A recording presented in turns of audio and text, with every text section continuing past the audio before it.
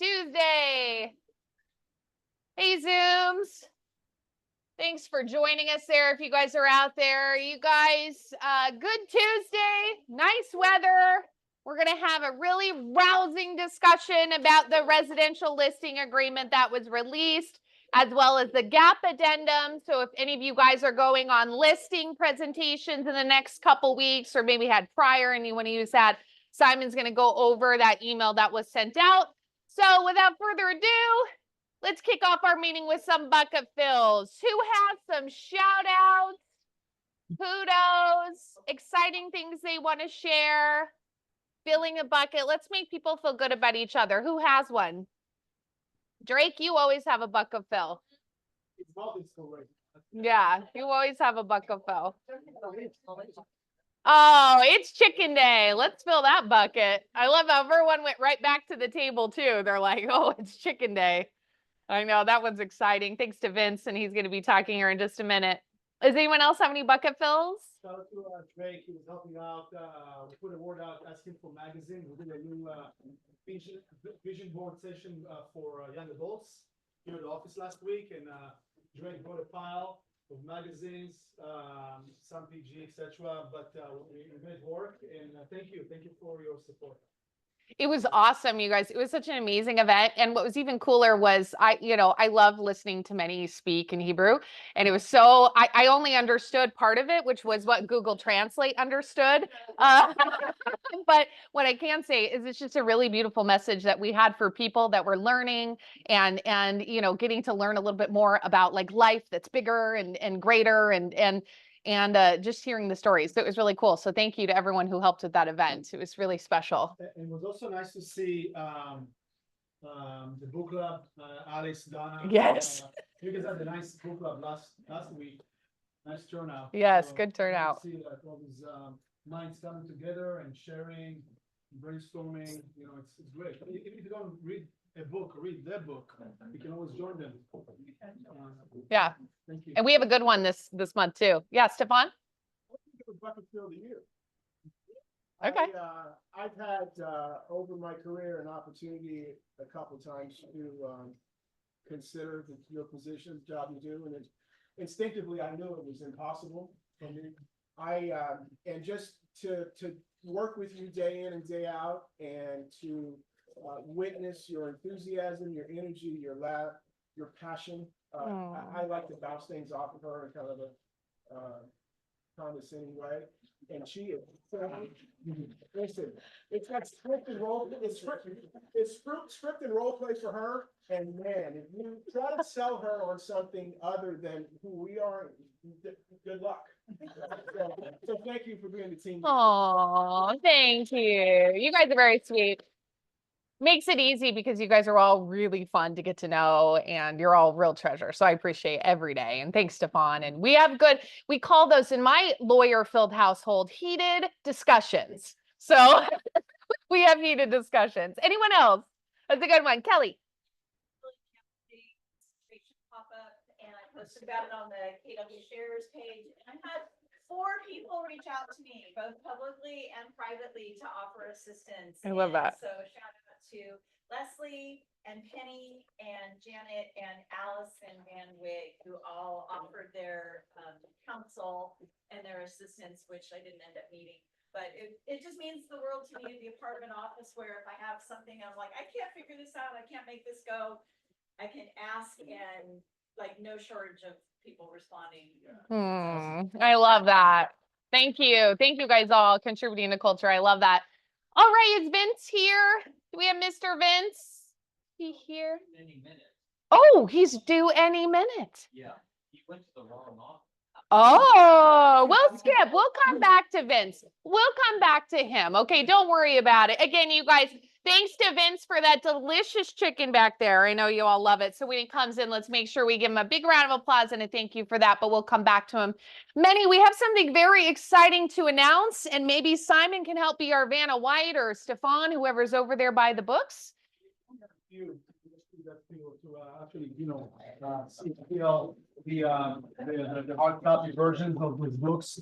Got again. Can you hold this so that way Zoom can hear? Just a chance to for you guys to see what we came up with. This is the generic version Thank you. of the listing presentation. We call it the luxury seller guide. It has the most recent update, information about Keller Williams data, other statistics, why seller should have a buyer work with the buyer's agent, in other different marketing strategies, pricing strategies, etc. There's also a collection over here of some of our portfolio listing that we sold in the past.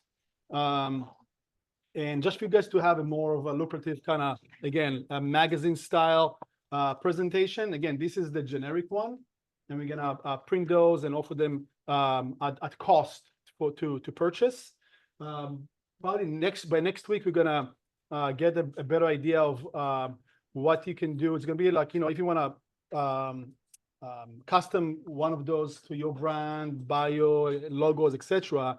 You're gonna be at a very minimal $30-40 fee for the designer to work on all of that. And then again, it's cost. Whatever the printer will charge you on the amount. It's usually go by minimum of 25, 50, 100. The more you order, the lower the price is per unit naturally. Okay, so we got you guys some a few copies. You can just take a look over here, pass it around if you wish so, and let us know. We're gonna take care of you. So thank you for that. That's awesome. You guys, round of applause for Minnie for putting that together and the team.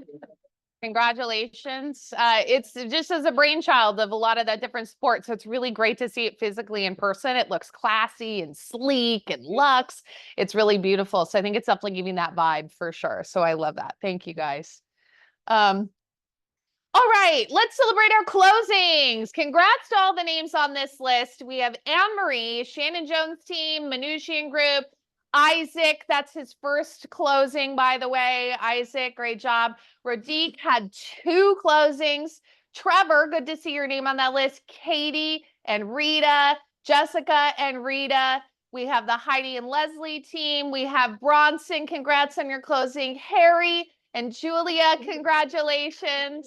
You guys, $13,759,419. So impressive. Good job. Strong, strong, strong month. I think we've taken 71 listings so far for this month. So it's good as an office. So that's a good number for us statistically. So let's take a look at some of those new listings we have. Shira has a listing in North Hollywood on Elkwood Street. It's 5-bed, 4-bath. It's listed at $1.55. Lior has a listing on Highlander Road in West Hills, and it's listed at $1.275. It's a 3-bed, 2-bath. Olga has a listing. Olga, are you here? Oh, she's on the Zoom. Olga, do you want to pitch your listing?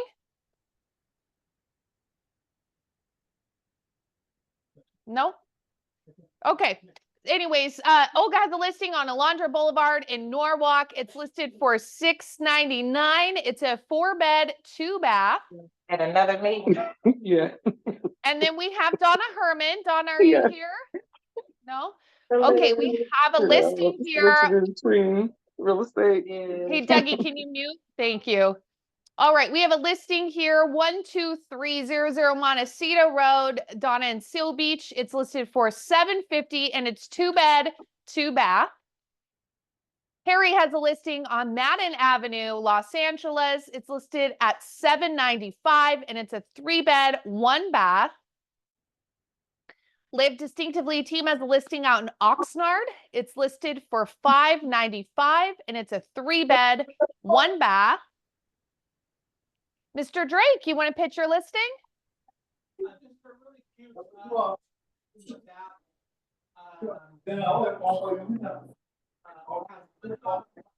really nice large patio attached park garage. The complex just painted so nicely. We're having our premiere out this weekend. Great job. Good job, Drakey. Michelle Harding is a beautiful listing in Lake Arrowhead on Virginia Court. It's listed for $399. It's 2-bed, 2-bath. Mountains. We have Mr. Tim Matchka as a listing on East Ocean Boulevard in Long Beach. It's listed for just under $800,000. 2-bed, 1.5-bath. Allison Van Wig has a listing on Petaluma in Penswood. I saw the P and started speaking in Lakewood, and it's listed for $895, 3-bed, 2-bath. She has another listing on Maybank Avenue in Lakewood, listed for $800,000, 3-bed, 1-bath. Alex Colombo has a listing on 5th Street in Downey. It's listed for $1.145, 3-bed, 2-bath. Then we have Mr. Rich Rodriguez. They have 2 listings right now. SoCal Warehouse, 56th Street in Huntington Park. It's a commercial vacant lot for sale. And then they have a warehouse with a large private yard on St. Louis Avenue in Signal Hill that's listed for $2.8 million. Anyone else? Listing pitches, buyer needs. Anyone want to pitch anything? Things you need. Things you didn't see on there. Going once.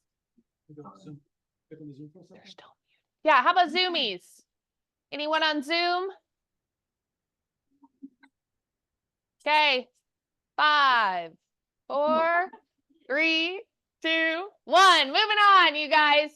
Get ready for this. This is going to be fun. Let's go over the residential listing agreement. If you guys saw, there was that email that's sent out with the gap addendum. Simon, I want to make sure you grab that microphone too for many there. We got that going. But anyways, you guys, Simon's going to go through page by page. I know you have a ton of questions.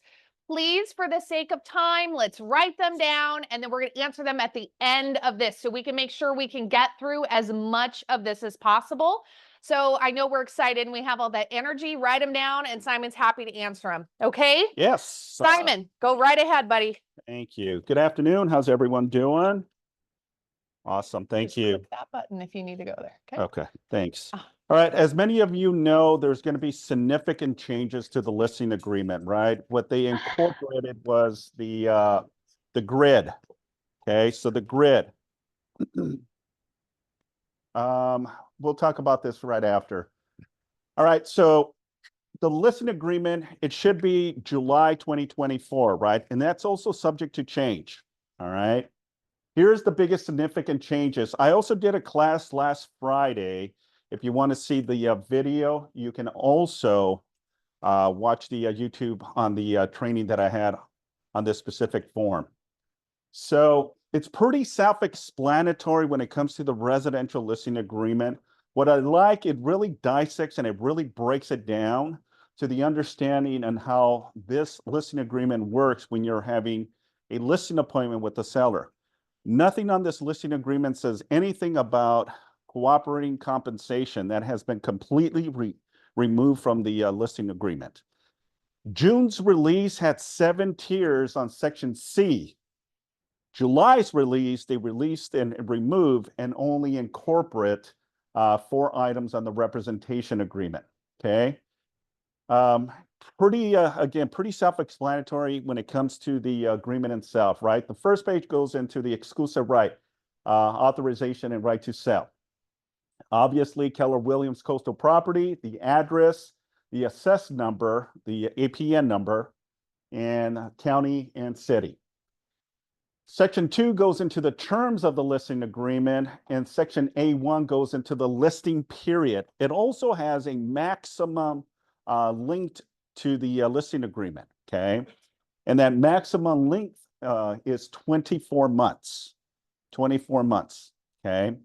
Now, there is a provision on here that says that it does not exceed more than 24 months, but it also says that it voids unless a seller is a corporate LLC or partnership, meaning that it has no limitations, okay? As long as you can identify that it's a partnership, corporation, LLC, stuff of that nature. Any questions? Okay. Section A2 goes into the listing price. The listing price that you and the seller agree, okay? Section B goes into the specifics. If this is a specific listing, let's say it's a manufactured home, a probate, conservatorship, and you would check the appropriate box for that. Section C is the fun item that has changed in how we do real estate. It goes into the provision of the compensation notice.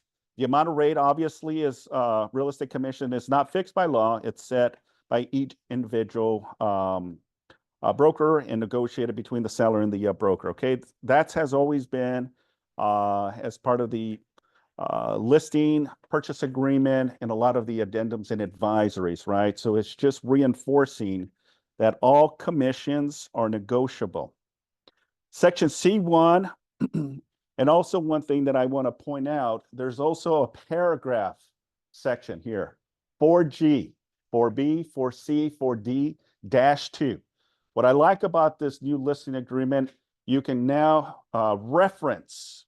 If you have a specific question regarding, you can go to that specific paragraph, and that's where it tells you more information of that provision.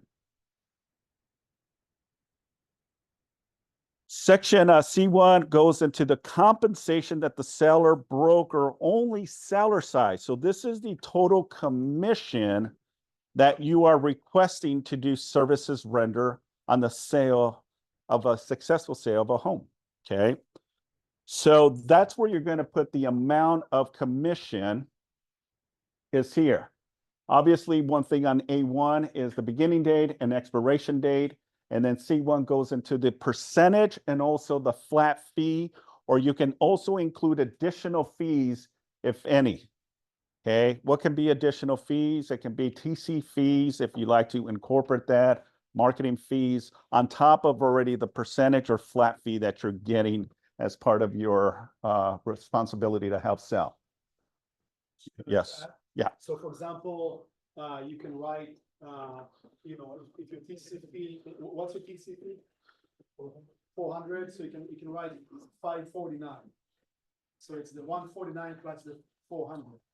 Okay, that can be a brokerage flat fee that can be assumed by the client. It's your choice. You can do. Is that where staging goes to? So again, If the seller's paying staging, is that where that goes to? Only if the seller, only if the agent is paying for something and you want to recoup additional fees, then that's where you put it, not if the seller is going to pay for it. You can incorporate that in additional terms if the seller is going to pay for staging, but that's fees that you're going to collect from the seller on the successful sale of their property. Okay. Okay, section C2 goes into additional compensation to seller broker if a buyer is unrepresented. Unrepresented. What does that mean, folks? Any thoughts around unrepresented buyers? Okay. Well, it's basically someone that is not being represented by an agent. Okay. Let's say that you're hosting an open house, right? And a buyer comes in and you're going through the motions of explaining the property, and they fall in love with the home, and they are not being represented by an agent, right? And they're asking you to help assist in submitting an offer, right? So that's what's considered an unrepresented buyer. With that, you know, you can ask the seller as part of the listing agreement that if I do represent someone that is not being represented, that I would collect a compensation. This is the section that allows you that opportunity to put additional compensation under C2.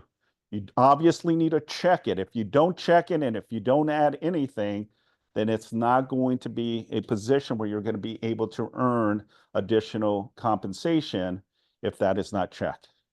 Yes. question in the chat. Oh, okay. Yeah. Go for it, Allison.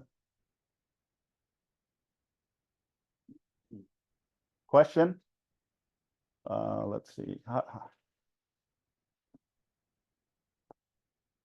There's no questions here. Oh, sorry.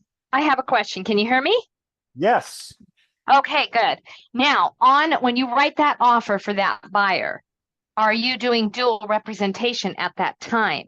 Do you use a form, or they're representing themselves, and so all I'm doing is writing the offer to submit it? There's no dual representation. There's no agency.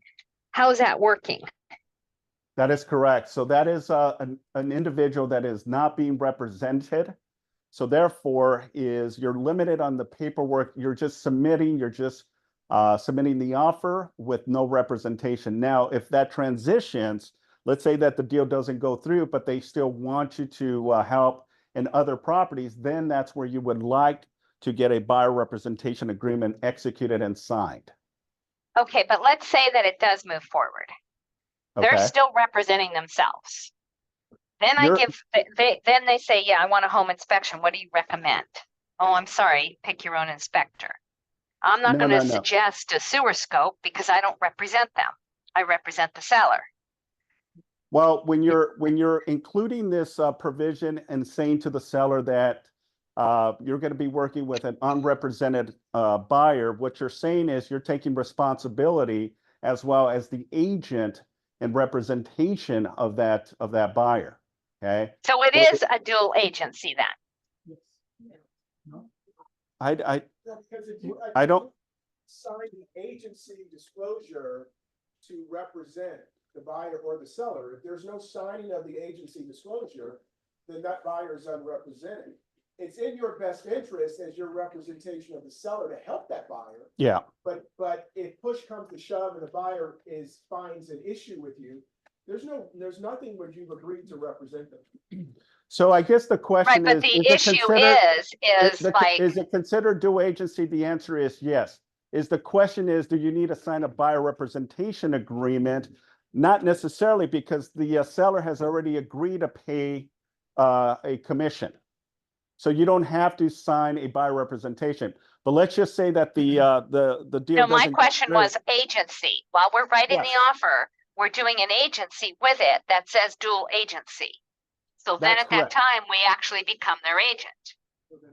That is correct. So then that ultimately creates a dual agency. That is correct. Okay, so that is a dual agency. Now the issue comes to you're going to be representing that just like a regular buyer. You have to, your fiduciary duties are to both parties. 100%. That is correct. I think, can I add something? Yeah. I think that, no, it's okay. I think that, the reason that they did it is, as you can notice, by the way, it's not a good thing necessarily. That's what we came up with the gap addendum, and that's why, and I'm not jumping the gun. Yeah. That's why a lot of brokerages, or some of them, right now scrambling and coming up with all kind of their own version of really funky listing agreements, right? The issue over here is that there is no formal way or language to represent what is the buyer's agent compensation side. Now, when you're the listing agent, you only represent in C1 how much you're gonna get as the listing agent / seller. You follow? C2 say, okay, what if you become a dual agent? You're also going to do the buyer side. Are you going to take additional compensation? So that's where this provision is, because in the old forms, you used to write whatever paragraph to something. Correct. 5%. Okay. But the problem is, the issue is that, like the other day I had one signed and they're like, well, I don't want you to represent the buyer. And I'm like, well, no, I'm not representing the buyer. It says if the buyer is unrepresented. But then we're signing a dual agency saying now the buyer's represented. That's where the issue is. Well, I don't think there's a specific reason that the term unrepresented buyer is now part of our vernacular. It's never been part of our world before. Excuse me, Holly. You're good. I'm just holding it near. It's never been part of our world before. So I think the unrepresented buyer is a new thing. And I think you're not doing an agency with that. I agree with that. I think that's what makes the distinction between represented and not represented is the fact that we don't have an agency. Let me just add to it. So the meaning of unrepresented is basically a buyer that does not have a signed buyer agreement with an agent. That's what that's going to mean. And I know it sounds a little vague and it's a little confusing, but that's my understanding and my interpretation is that someone is not being represented by an agent and there is no buyer representation agreement signed and executed. See, I was listening to a CAR and they said that they feel there's going to be buyers that come forward because they can't afford the 25 grand and they want to represent themselves. And that's what this is for. Yes, that is 100%. And this is why you want But then to they would be include- representing themselves. So we wouldn't be doing a dual agency. We wouldn't be But who's- doing a dual. But who's going to be submitting the offer on behalf of the buyer? Distinction between who's gonna do the work and who's gonna be, we're gonna do the work. Make no mistake. We're definitely going to be doing the work for the buyer. Have the liability of being their representative. I'm not sure about that. If we're signing an agency disclosure, right? An agency disclosure, there is language in there that says about our duties as a buyer's But agent. what if they want to submit the offer So, and they want to represent themselves because they don't want to pay Oh. anything? Yeah, I mean, that changes the conversation if they want to submit an offer, but how are they going to submit an offer?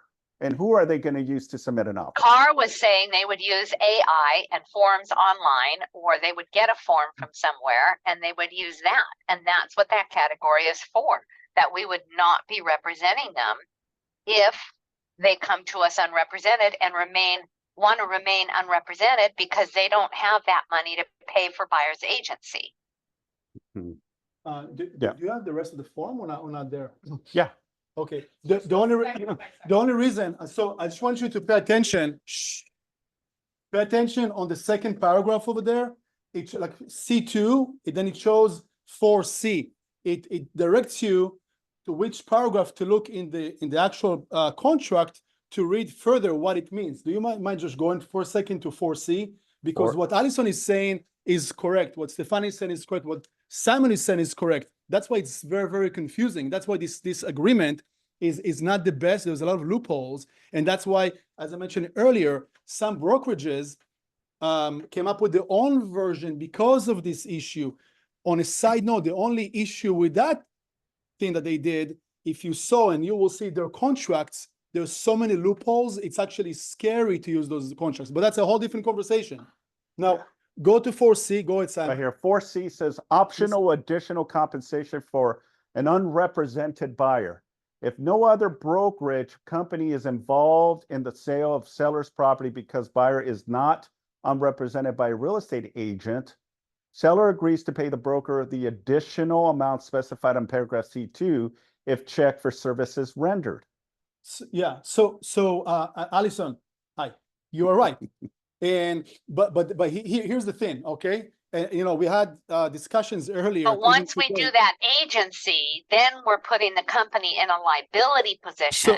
So I should think we write the offer without using an agency. So once again, thank you. You one step ahead of what I was about to say. It's two things, by the way. It's not just that. First of all, you're putting your seller in serious liability. Why if I'm selling my house, why do I want to have a random person, just to make a point, represent themselves, doing their own inspection, their own counsel? It just doesn't make any sense. And like you mentioned a second ago, Alison, you are, technically being compensated, but what? Assuming no liability? I don't know about that. So it's very, very sticky. So to my point is, it does kind of forces you in a way. And again, I don't want to make any statements, just making a point to assume dual agency. But I recommend, if you can, to avoid dual agency by hiring a buyer's agent. That's what you want to do. But this provision basically is to allow the seller to compensate you additional fee Commission. Yeah. if you are commissioned, if you are assuming another person unrepresented that is involved in this transaction. That's what that's the reason for this section. I hope I confused you even more. I think, Thanks, guys. trust me, I mean, there's a lot of language in here that is still uncertain, and we're constantly having conversation, You heard it earlier from Stefan, his interpretation of it, right? You're hearing it from many, you're hearing it from me. Until we're in the trenches of all this and we get a base, believe me, CAR is going to modify the heck out of these agreements because there's going to open up liability. There's going to open up other things that we're not familiar with. We're not certain until we're in the trenches. Does that make sense, Stefan? To give us disclosure defining what's an unrepresented buyer, that the buyer signs acknowledging that they are unrepresented. Yes. Right? Well, and I think what they need to do, no difference than on the purchase agreement, right at the end of paragraph 31, 32, it has definitions. I think the listing agreement needs to have definitions on the end of the listing agreement that defines what does unrepresented really technically mean, right? So- Last thing, just the comment that I have to make, right? Diversity, equity, etc. You remember, you also have to be very, very careful what kind of advice you give to your sellers. And meaning not to make it sound like, oh, you shouldn't work with so-and-so because, that's bad news or whatever. You have to be very careful, right?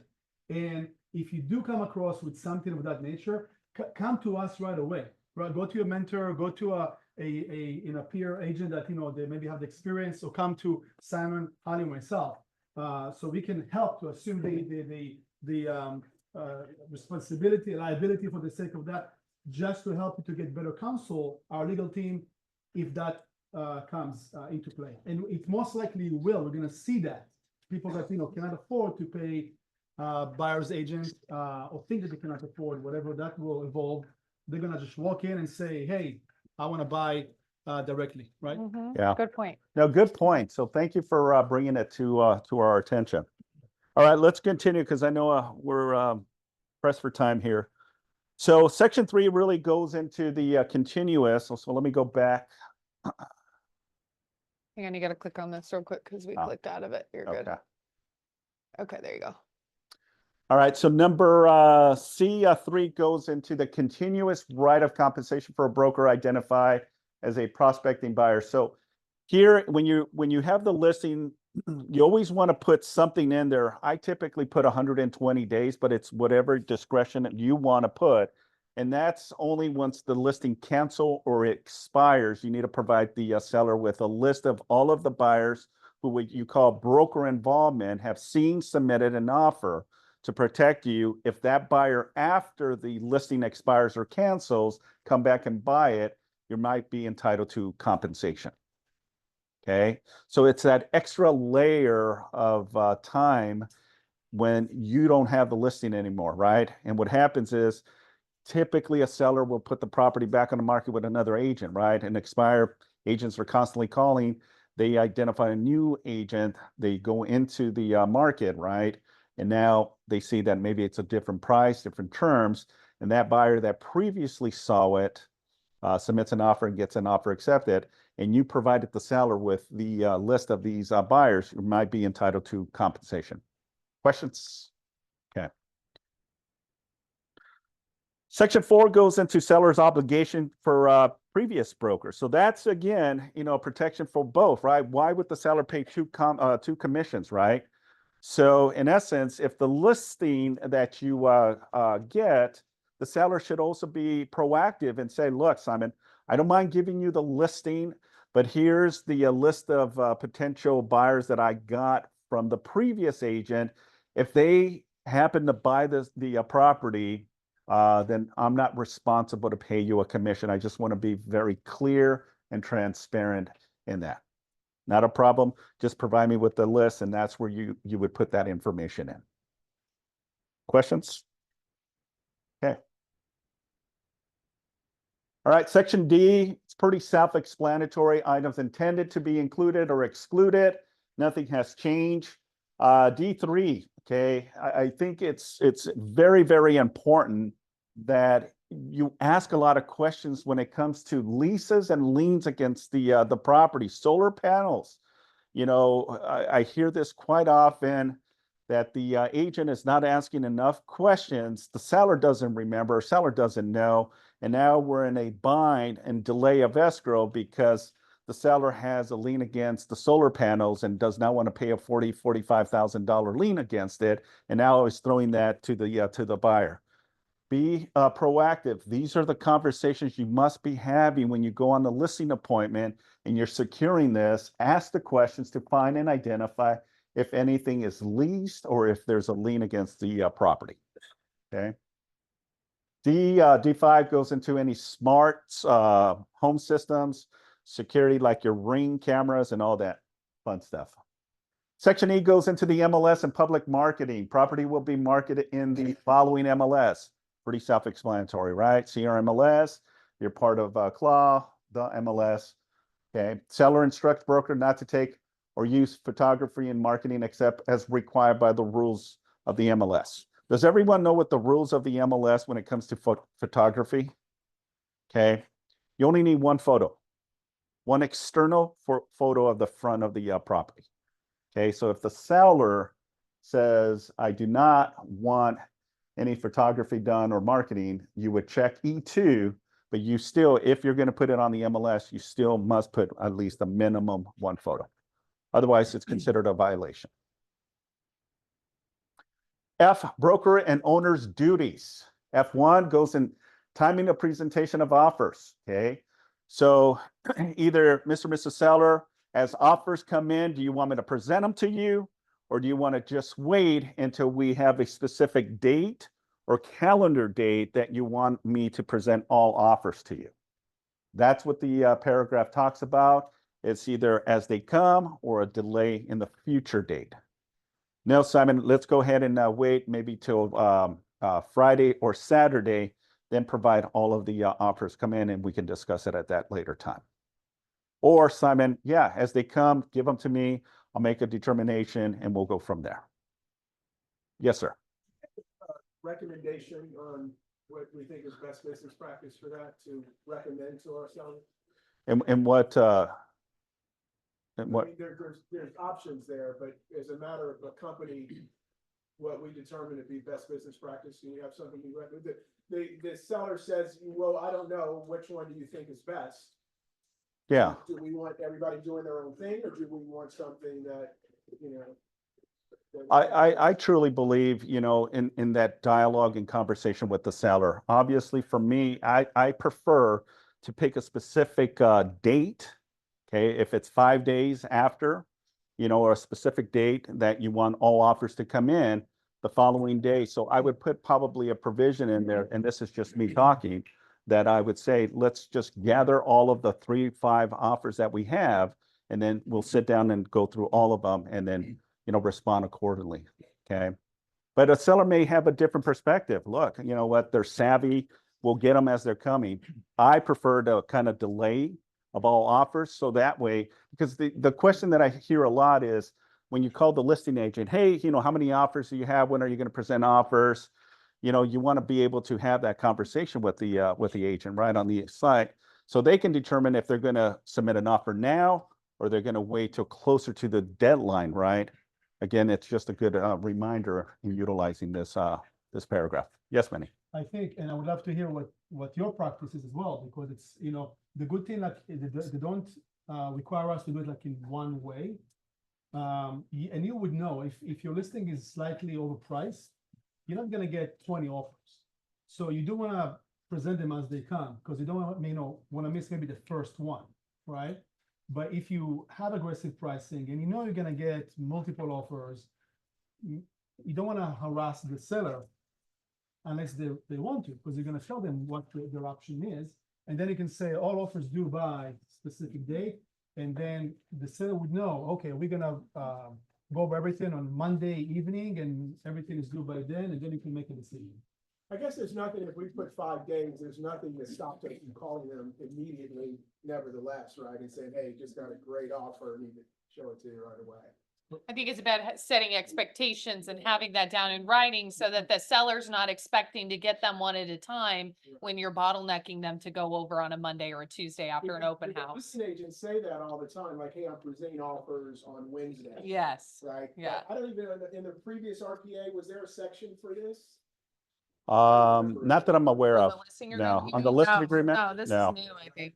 Yeah. this is So I new. think it's new to show that we have authority from the seller to present offers on Wednesday. Which is great. Yes, because What- we've been doing the practice anyway. Well, not me. but- And again, it's going back to full transparency, right? Giving the seller the options to make a determination if they want them now or at a later date. So the offer and you can't present it till Wednesday and people go away. Right. Well, It's a case by case, well, but that's where it's like, I think a case by case and a seller by seller Perfect basis. offer, Yeah, then yeah, you can call me in 5 days, but you get the perfect offer. you still yeah. call. Yeah, And it's then a, they say take it, and now the other people are waiting to present on Wednesday, and it's only Tuesday. No. well, but again, it's like you're gonna get multiple offers. Seller don't have obligation to send multiple seller to all of the buyers. They can go with one offer, right? It But really if comes they down. went for the offer that came in before the date they were being presented. Sure. It's gonna show active under contract when I bring my offer in on Wednesday, like you told me to. Sure, sure. It's already gone. Again, it comes down to expectations, so you can always add, hey, do buy what have you, but seller might pick up an offer earlier, so, send your best. I don't know, it just really depends. I think it says present, so that doesn't mean you have to send a counter offer right then. You No, just but I've wanna- already put it into escrow by the time you got it. Well, here's my take on that. Obviously, my thought around that is, I always look at it from two perspectives, compliance and the broker perspective. Communication is vital and crucial, right? And if you have 3 offers that are possibly coming in, just pick up the phone and says, look, we got a very solid offer. Just want you to know that we may be considering before that due date, if your client is still in the position that they want to submit, please, I encourage you to submit the offer as soon as possible. What's wrong with saying that, right? Just my thought around it. All right, so section F2, supplement of offer letters. These are basically like the love letters. If the seller would like to have letters from the buyer or not. So it's an optional section there. So seller instructs broker to present offers, present buyer letters. If seller requests or relies on buyer letters, seller is acting against the broker's advice. Okay. F3 goes into pre-existing investigations that the seller can choose to do so before the property becomes active.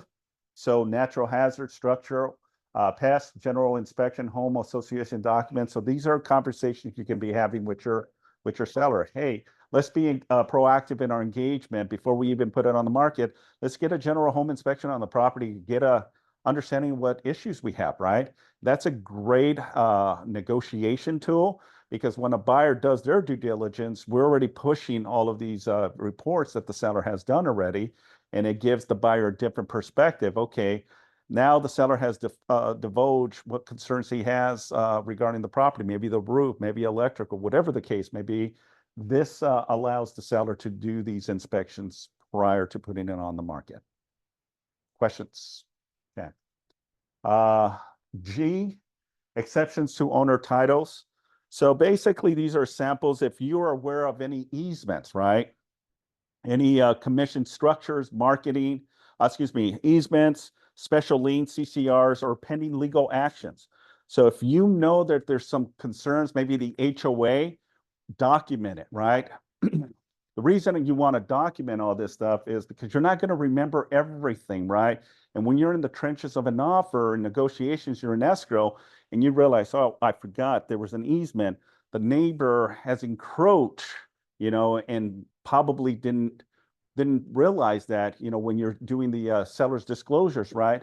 It gives you a perspective that you're on top of it, and you're in communications also when you're now involved in a transaction with the buyer's agent. Okay, so again, just for clear expectations, and knowing that what you have in writing, you can always go back and reference it. Make sense? Section H basically states that if you check it, is seller intends to include a contingency if they are buying a replacement property. Okay, so if that's the case, you're going to check H, and seller intends to include a contingency to purchase a replacement property. Then it ultimately populates the SP or RP form, right? And that's a contingency on the seller, right? That now the buyer has the ability to send a notice to perform if the seller cannot find that replacement property, because you don't want to drag your feet for days and days and weeks possibly on a transaction. Intentionally left, section JX is additional information. Seller opts out if they don't want a lockbox or a sign on the property. Additional terms, if there's any additional specific terms that you want to add, the seller want to add. Maybe they don't want you to do any showings or any type of maybe hours, maybe from X amount of time to X amount of time, not to have any showings on the property. Then you put that as a notation, so that way you can reference that when you're putting it on the MLS. Yes. Is that what the seller needs 5 days after close of escrow to move, or no? 5 days? No. I mean, you can put, that's on the purchase. That's on the purchase agreement. You could if you want to, but that's usually on the purchase agreement. So, yeah, I mean, this is something that, you know, and it's a good point, you know, putting additional terms so that way you're all on the same page, right? Because the seller may say, well, Simon, I told you that I needed that additional 5 or 7 days, right? Okay, let's make sure, let me reference it back, because you might have put something by accident on the MLS, and now you have a situation with the buyer. Yes. I have a question. Could you put in there that the seller is offering a 2% concession? Like if you wanted to have that in writing, not towards the buyer's agent, because remember, we don't use that word anymore, but we use no commission. concession. Yeah. But I'm saying if you were at the negotiating table and we're talking about it and you know, explaining the value of what the market looks like now and how a buyer may need assistance with some of their costs because they're assuming the cost of the agent now, that if they agreed to pay concession, is that where you would write it in? Is in K?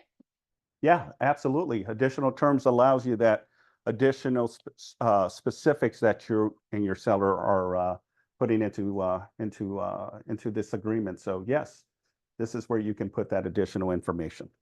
Cool.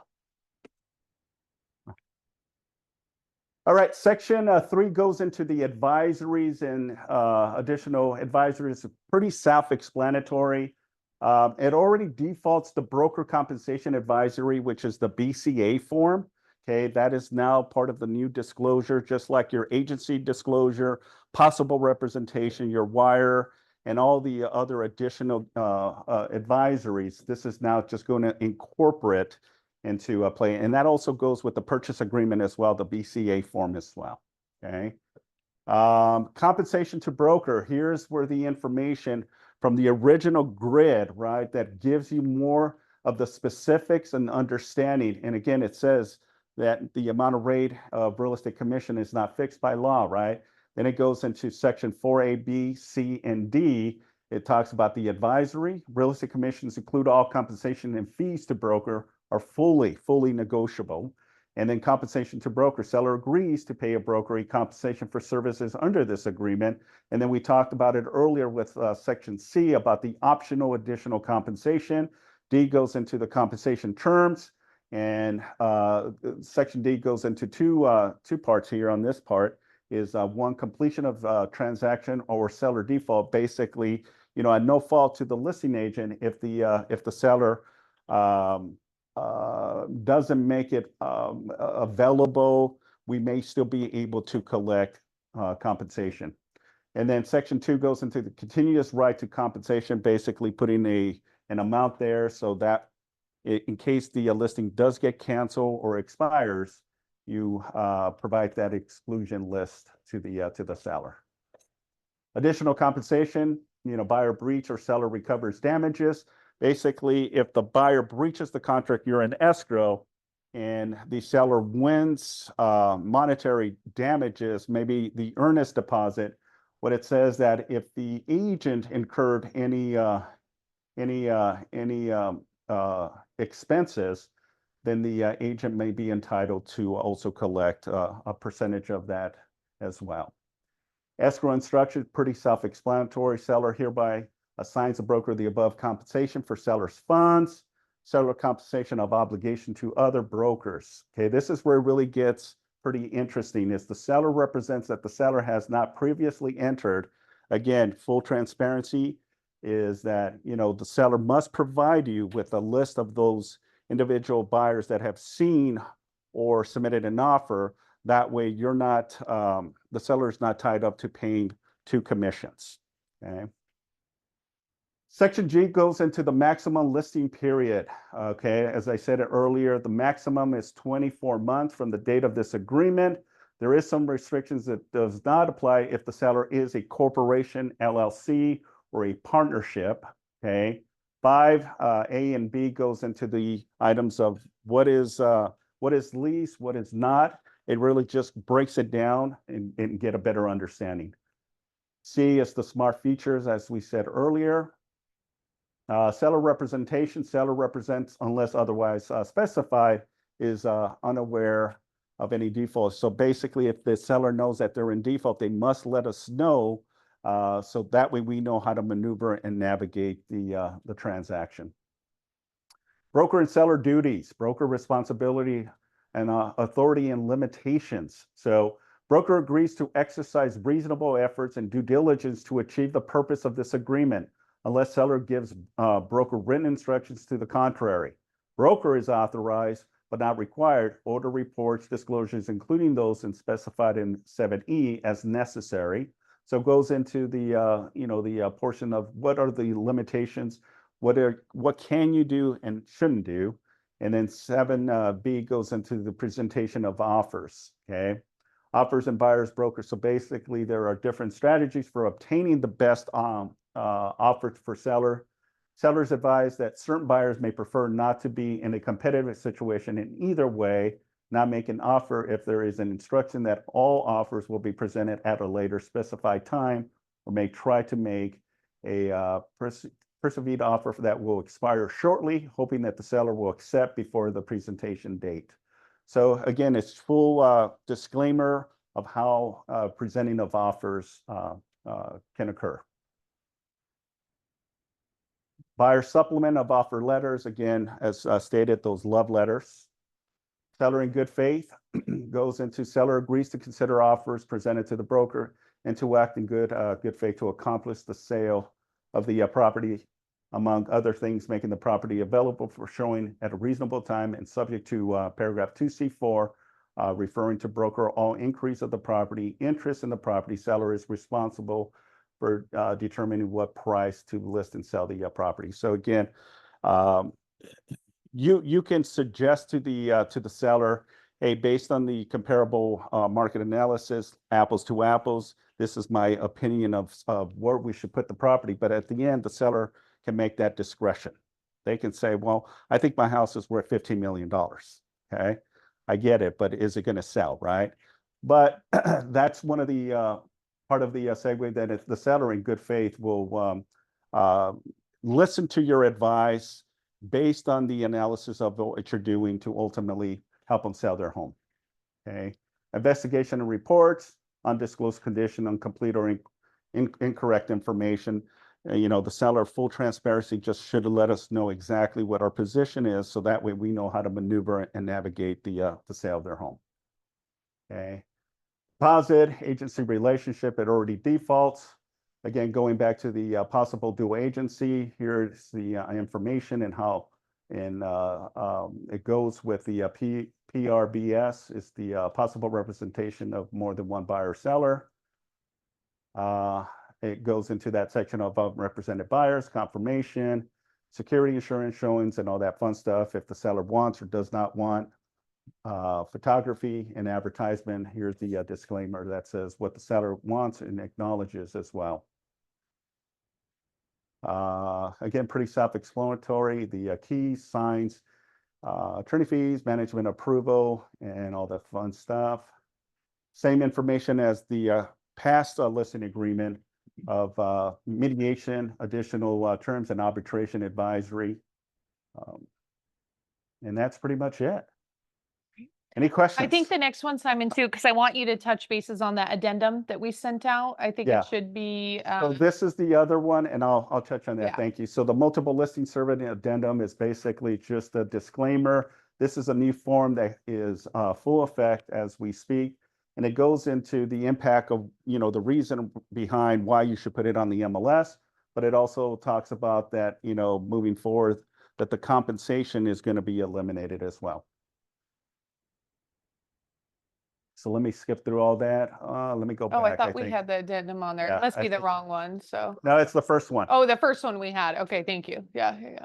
So now that the listing has eliminated the cooperating compensation, we have what's called a gap addendum listing agreement to be used as a new listing agreement starting, as of July 24th until compensation is removed from the MLS. So this is, again, just a supplement to everything that's going on. So until such time as the MLS rules and NAR settlement terms take effect in August, which will prohibit the offer of compensation from the listing. Because right now, we have some existing listings right now that have the old listing agreement that has the total commission and also the cooperating compensation, right? But also the seller still has the opportunity if they choose, and this is the seller telling us that they choose to still pay a compensation to anyone that brings a ready, willing, and able, then you're going to include this supplement gap addendum to your listing agreement. And it has the percentage or a flat fee that you can add. You get the seller signature. And on the bottom, it does say Keller Williams, but that's where you would sign as the listing agent. Okay. Questions regarding this gap addendum form? Yes. I'm just gonna be the one to ask the dumb question. I don't understand. Yeah. I don't understand why we need this, because there's already a listing agreement that has the terms that everybody's agreed to. So where does this live? This is optional. So if the seller doesn't, if the seller doesn't want to include compensation remember, the whole purpose of this is the new listing agreement, not the old one. If you have the old one, disregard this form. Okay, because the seller has already agreed. The seller has already agreed to the terms of the original listing agreement. This is the listing form moving forward. Okay, until August 13, when the MLS removes the BAC out of the MLS, you can utilize this as a supplement to the listing agreement, because remember, the listing agreement doesn't have any compensation. Okay. So for the next 15 days, this is in play. Yes, sir. Yeah. Oh, no, yeah. Yeah. August is around the I mean, corner. and again, it's until it is removed. If for some reason that's delayed or changed or, whatever, that's why this doesn't give a specific date on there as well. It says August. So my burning question is really like what we see come August either 13th or 17th or whatever, because there are gonna be a whole bunch of listing agreements, previous listing agreements in place that have the seller agreeing to pay a buyer's agent's compensation. And then it's been on the MLS, but then like literally we're gonna wake up on the 17th or 18th or whatever, and that's gonna be gone. So it just strikes me as like wildly unstable, like wild west for some given amount of time, where like what does anybody recommend we do? Like screenshot properties that our clients might be interested in, just do like a spreadsheet of everything that's on the market, what the terms were as of the day before. I don't even know what to do. I'm in the process with clients that are probably going to get caught up in this change. Right. So very good questions. Come August, and it's probably a pressing question that most of us probably have regarding that. Here's my take, because now it's August 13th is the deadline to remove compensation on the buyer's commission, right? So let's say you have an existing agreement that the seller has already agreed to compensation, right? Say 5%, 2.5% to the listing side, 2.5% to the buyer side. And now the MLS removes it. There's going to be an additional supplement that we must let the seller know, right? Hey, with all these new rules and regulations happening, part of the NAR settlement is that MLS compensation is going to be removed. Now you're going to sell them on the value proposition that they had already agreed to pay a cooperating broker compensation. But now, if it's not in escrow, they have the option to opt out from paying a buyer commission. Now, if you're in escrow, that changes everything, because I'm hearing too, well, what if they're in escrow and no, that stays the same. We still have to pay a cooperating broker compensation. It's only if it's not on the mark, or excuse me, not in escrow. In escrow, yeah. Yeah, I had some of our stuff outside. They were doing it tongue in cheek, right? They had become aware of the changes that were pending. It's like, hey, is there any way we can, change the date? So the public's got to become aware, but just so that I'm clear, we're gonna use this from now until August Until it's removed. 13, until the MLS removes the BAC from the MLS, which is the compensation to the cooperating broker. July 24th listing agreement. Yeah, because that's the only one we have now. We don't have the old listing agreement in place. But in the July 2024 listing agreement, it makes no reference to buyer broker. It doesn't. That's why we're using this gap addendum form as a supplement to it. Then once the 13 comes and they remove it, we could use this. We got to go back to the listing agreement, and now the buyer is going to have to submit a buyer representation agreement and ask for the seller to pay his obligation, their obligation of compensation that they. Back to the seller on the 18th and somehow make this invalid, or does it automatically go away on the 18th? No. So if you have this agreement and it stipulates that until such time as the new MLS rules, so then it becomes invalid if you're not in escrow. This is that particular that unfortunately we have to and correct me if I'm wrong, Manny. I'm assuming that's going to be the case. But if you're in escrow, then the seller is still obligated to pay compensation. Yes, thank you. Hey guys, any other questions? Rapid fire, guys. Thank you for kicking me in my Thank you, toes. guys. I was getting hot and sweaty. No, thank you, Simon. Thank Believe me, you, Simon. it's so neat to all of us, you know. So, We appreciate you. And again, as we learn and grow together and I felt like I'm in a hot spot today. we pull this It's up. all my fault. No, Yeah. you moved it. I just refreshed it. Yeah. Good job. Thanks. All right. So, Mr. Vince, why don't you come on up here, because I know Vince is here. Vince, I'd love to have you walk up here. Thank you very much for the food. Simon, can I have that mouse or microphone? Right there. Right. Perfect. You can just stand right there. Yeah, you're good. And just hold that. You're good. Or clip it on it. Whatever works. It's for Zoom. Great. How's that? Good. Thank Am I you. looking at the crowd here and the rest is still getting me You're out? good. They'll follow you. Mhm. Okay. Hopefully they don't have my back. Yeah. Hi, good afternoon, everyone. Vince Atarda with Coastline Environmental Solutions and A1 Best Plumbing. The confusion may be is how are you both? Well, we just recently got a license, which I'll get into in a minute, but we are a service professional that deals with restoration and plumbing. So anything to do with emergency services and restoration, we can handle it for you. So I'm going to cover 5 value benefit items today.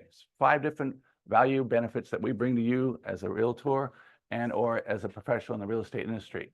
The first thing I'm going to cover will be our reputation, which is second to none. Then I'll be covering our experience.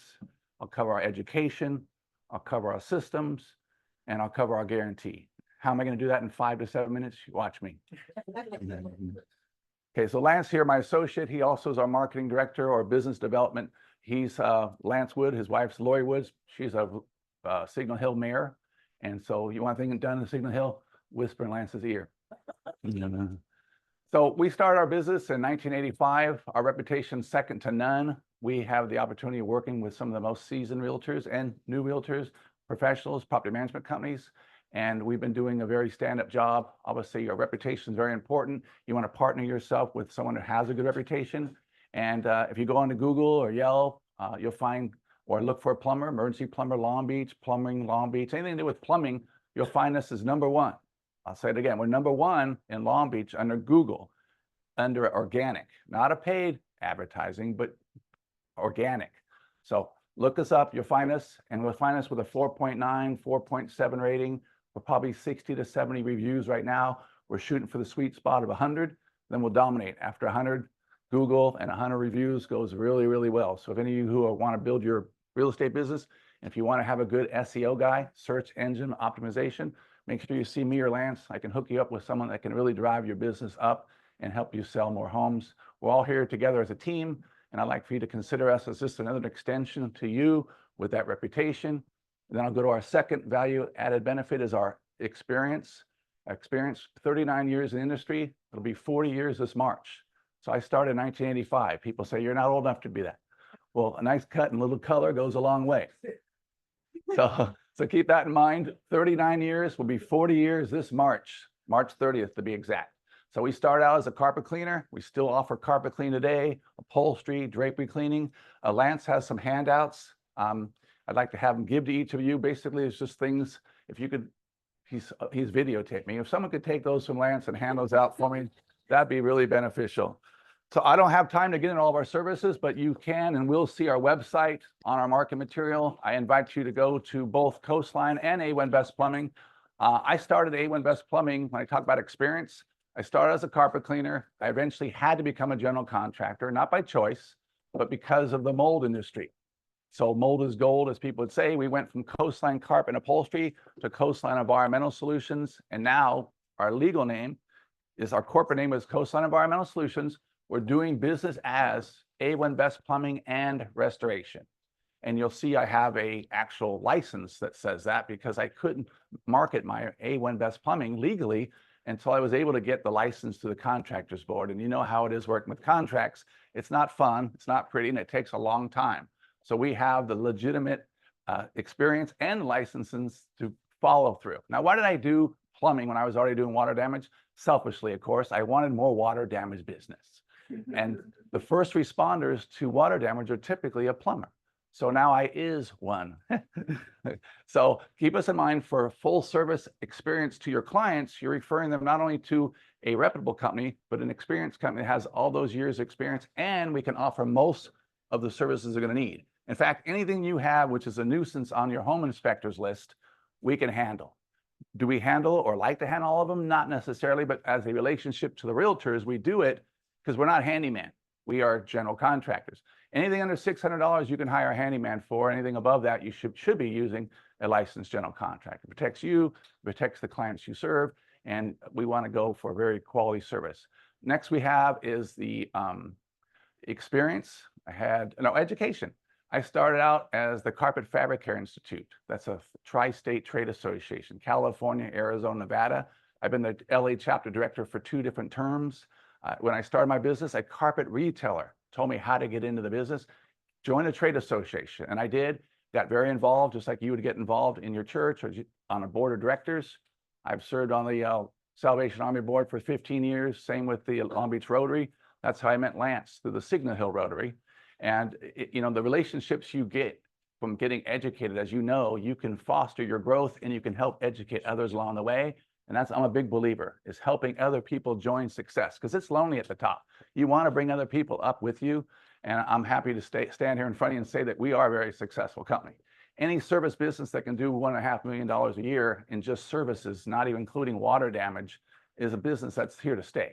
Just like this company, I was here when you had other owners. The building's still here. You have different realtors. In fact, 80% of you usually won't be here in 5 to 10 years. There'll be new realtors, not to scare you off, but if you want to stay in the business and stay true to the business, you need to get educated and take every meeting they have here and pay attention, because there's so many nuggets you're going to learn. So other than the experience and education, I won't have time to really get into the certifications I have, but look at the literature you have. It speaks for itself. It speaks volumes, actually. I don't take that lightly. I've had a lot of education over the years, and I'll continue to have more. Lastly, the systems. We have systems for management, CSR, that's customer service representation, or customer service as well. So the systems we have, Service Fusion specifically is the management program we use, and we tie that into Xactimate, which is what the insurance company uses. So if ever you have an insurance concern, call me. Don't call your insurance agent. Don't call anybody. Call a water damage guy that can help navigate through the myriad of nightmares that insurance companies throw your way. You know, and you've seen it, you heard the ads and you've seen them on TV. Insurance companies do not want to pay their claims. You need insurance, and I endorse insurance, and everybody should have insurance, but they just don't want to give the money out. They want your money each month of the premium, but it comes to collect, they're just not there in your corner. So have me assist you on what to say and more importantly, what not to say, because less is more when it comes to dealing with insurance claims. Lastly, because of time, our guarantee. We have a 100% guarantee. If you're not happy, I mean completely happy, satisfied with the service, that's the cleaning services now. I can't offer you that in construction. I can't offer you that in water damage or mold or trauma scene cleanup or bed bugs, but cleaning, anything to do with cleaning, I offer a guarantee. If you're not 100% satisfied, we'll come back, no questions asked. If we still can't make you happy or you're unimpressed, we'll just cheerfully refund your money. Because I would not want anybody's money here if you're not gonna be happy with my service, because I don't want you talking nasty about me. I want you to give good reviews, and I want everybody to be doing rah, rah, shish and bah. In other words, I need cheerleaders. I need cheerleaders to help move that ranking up and to have people talking about us. I see some people in the room I've done business with a long time now. How many years have been I've known you? Like, I think it was 2017. 2000. This is one of the realtors I know personally. I would say she invited me to her own home, so she must trust me at least. And she's got a beautiful home, and she has a lot of wisdom, more than I. Kevin Kelly in the back, we've gone way back, and I'm just delighted to be here and to be able to offer my services. I think it's Doug in the front said he would like me to teach some classes. So if you have some specific needs or knowledge that you want to know more about, I'm an expert in indoor environmental investigations. I actually am board certified at that as well. So I'm kind of an ADD, double D type of guy that has a lot to say and not enough time to say it. And I can give you information one-on-one without any additional cost. Okay? Great. Thank you, Vince, so much. Thank you. You can just leave that microphone up here. Thank you again. James, what do you have for us quick? You can pass it there to James. James, and pass the mic, but before I do, I have two quick slogans. I want everybody to join me, okay? So our slogan for Coastline is, it's not clean until it's coastline clean. Let me hear you say it. It's not clean until it's Coastline clean. Now, after you've tried the rest, call the best, A1 Best Plumbing. I'd like for you to think of us when you flush, and remember, a flush is better than a full house. Good one. Thanks, James. What do you have for us? So basically, guys, I just want to have a quick question for you. Why do we sell real estate? To make money. Exactly, to make money. Exactly. Yes, that's right. We get our commission check. We make, like, for example, $20,000 after hard work. And then sometimes we find that we get the check like 17,000, 16,000. So what are all these deductions? There are mandatory deductions that happen to our checks, and there's optional deductions. Optional deductions, for example, like TC fees, like a referral fee, like a donation to KW Cares. That's the optional. Mandatory deductions is royalty. The royalty goes directly to Keller Williams International. It doesn't go to the office. The split between you and the company and the office. And the third thing is real estate risk management. These are mandatory 3 deductions that happen. So I just wanted to explain that to you, and I'm going to go into more details the next time we meet. I don't want to go into details because we're already late today, but basically that's what I want to tell you today. Okay. Awesome. Thank you, James. Thank you very much. Let's bring up our wonderful affiliates. I don't see Sarah back there. Make sure you guys go back and visit our escrow company when you get a chance and say hi to her. Kevin, Kelly, I know you're here. Yay. And you can stand right about here. I'm gonna be really quick. You're good. You can just hold it. I just talk a lot. Oh, it's for Zoom. They can't hear you okay. otherwise. Yeah. You can just hold it. It's fine. All right. Yeah, here you go. Okay, There you I'm go. here to give you a little update on what we seem to be seeing. If I had a question, if I had a suggestion, when you are doing your close of escrow, do it from the 2nd of the month to the 20th. What we're seeing as the month progresses, what used to happen like a week like this week, where we have the last 3 days of the month, Monday, Tuesday, Wednesday, we are funding and closing nothing at the end of the month, guys. We've either run out of insurance or lenders are not funding. So instead of having to postpone to the new month, just go in saying we're going to close towards the beginning of the month. Just a little bit of kind of clarity on what's going on. Other thing, ADUs. If the person has an ADU, please make the extra effort, whether you do it, whether the seller does it, to get it approved or at least acknowledged by the city. Again, not you, but we're having a lot of appraisal issues with ADUs. And it keeps bouncing back to us somehow. So I'm sure you'll address that. And then shameless plug. On Wednesday mornings at 9 a.m., my group, host the West Orange County Caravan. You show up at 9 a.m., it's a true caravan. So we give you the list, everybody follows to the house, you have to hold it open, you don't have to give people food, you don't have to do anything. We're in and out in an hour. So that's every Wednesday at 9, and that's West Orange County. So LaSalle, Stanton, Garden Grove, Cypress, all the ancillary. And you're up. Awesome. Thank you. Thank you, Kevin and Darian and Mario. We Yeah. appreciate All right. you. Interest rates. They're looking. I told you it was gonna happen. I'm like, I'm waiting for it to be under 6. I'm telling you. For FHA, yes, just Still. barely under 6. Still, But that's keep under in mind- 6. Yes. But keep in mind, there's 2 really big days that will affect interest rates this week. Tomorrow is the Fed announcement. They're not cutting rates. Nobody's expecting them to cut rates. But what we are looking forward to is seeing what kind of things they have to say about teeing up a potential rate cut in September. At the moment, the market has priced in an expectation of a price cut in September. That doesn't mean they're going to cut in September. That just means that a lot of really smart people think that they're going to. But the Fed will never come out and say it until that actual day in September. So still, we're waiting.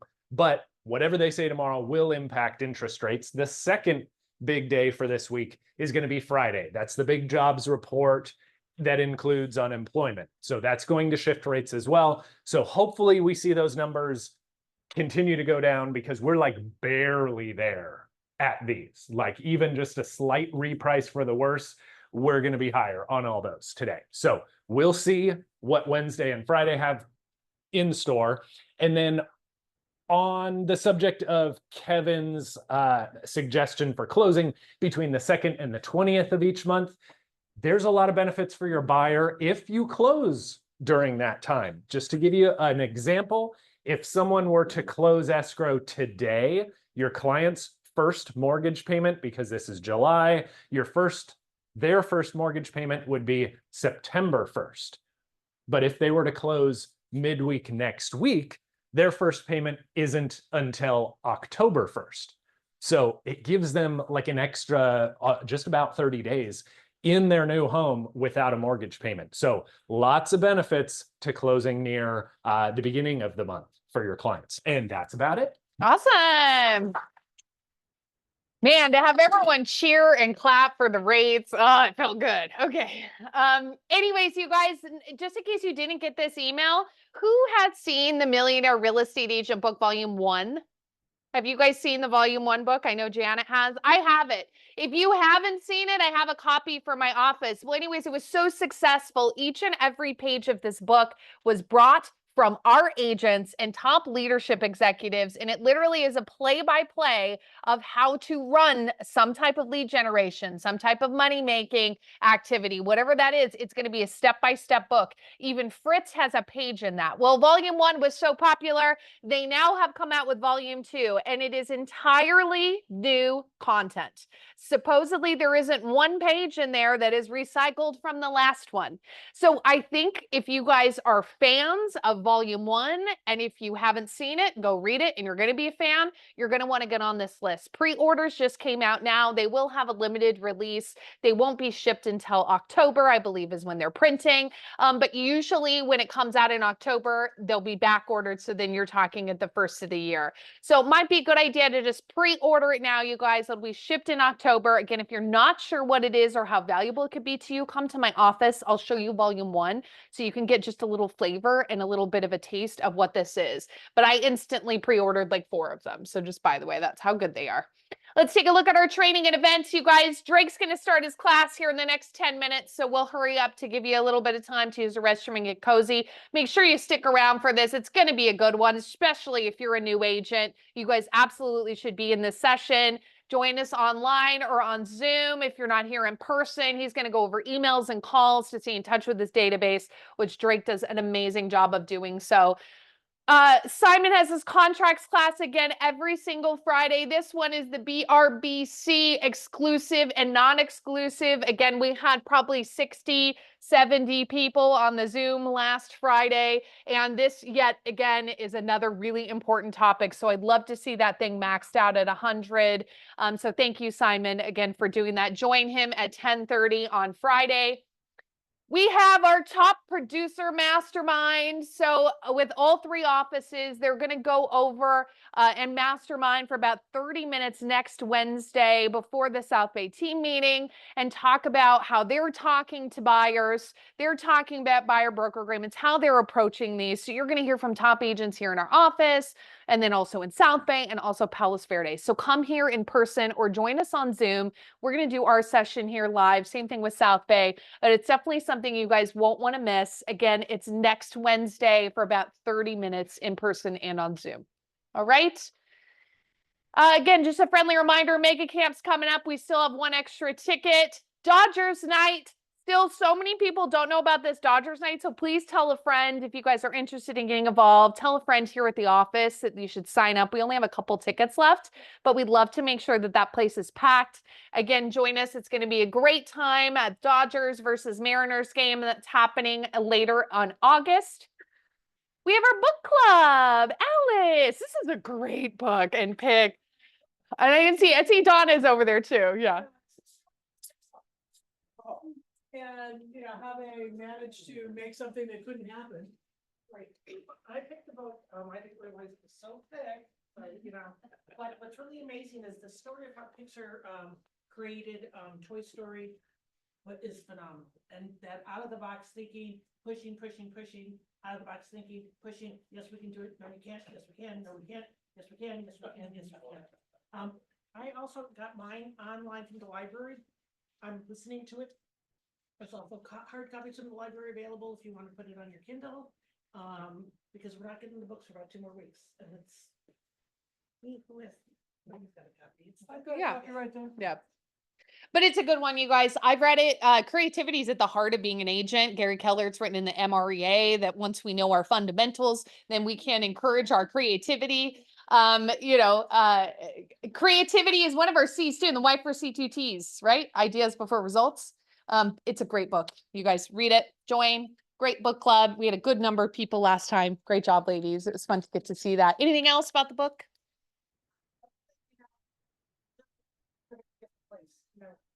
I used to be in the creative field before real estate, and I was like, this is a hard industry to be creative in. You know, you do have to think, you know, how am I going to get my own perspective? How am I going to find that property that I can't find for my client? So, you know, it really does help to just put your head in a different headspace. Been pretty good at like finding that silver nugget or golden nugget somewhere, very deep somewhere. Very deep somewhere. Anything else, Alice? I'm enjoying it. It's a good book. It's a good book. Okay, guys. Reimagine Expo. I have to start promoting this because it's near and dear to my heart. If you guys have not been, it is one of the benefits to you as a licensed realtor being a part of CR and NAR. This is at no cost to you, and it is a huge convention that happens here in downtown Long Beach. It is a blast. It's like 2-3 days, especially if you're a new agent, you've never been. It's a great experience. They have a huge expo center where you can talk to vendors, get new tips on things, technology. You can actually purchase realtor swag, which is fun. And then they have classes for like days and days and days and days. If you're a broker, an associate broker, they have a whole day for that of education.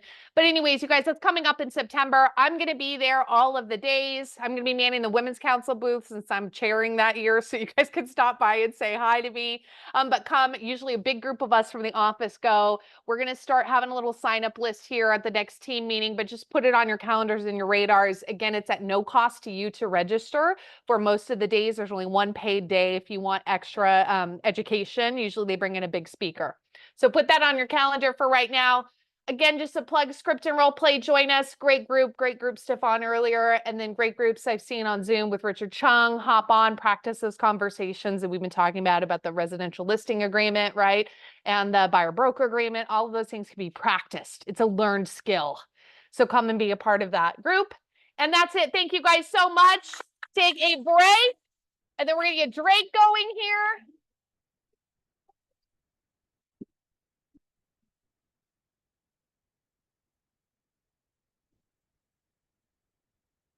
Bye, Zoom.